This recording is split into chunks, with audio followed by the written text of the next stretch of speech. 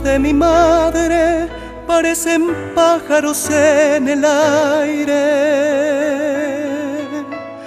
Historias de cocina entre sus alas, heridas de hambre.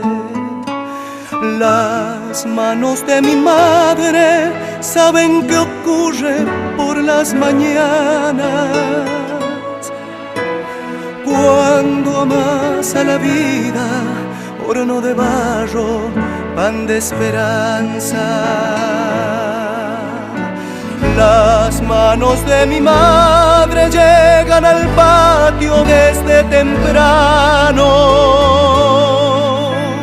Todo se vuelve fiesta cuando ellas vuelan junto a los pájaros que aman la vida y la construyen con el trabajo.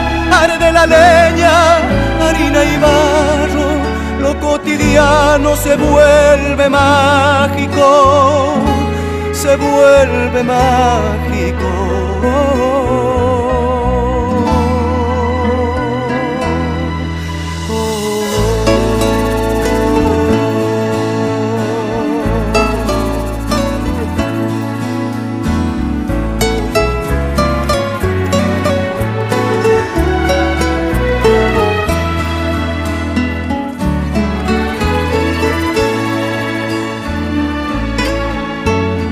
Las manos de mi madre me representan un cielo abierto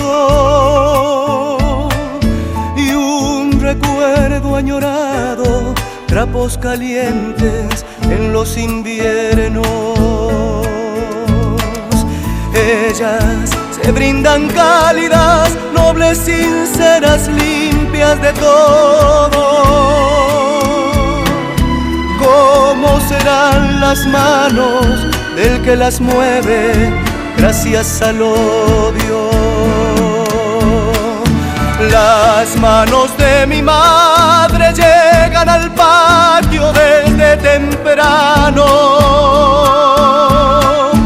Todo se vuelve fiesta cuando ellas vuelan junto a los pájaros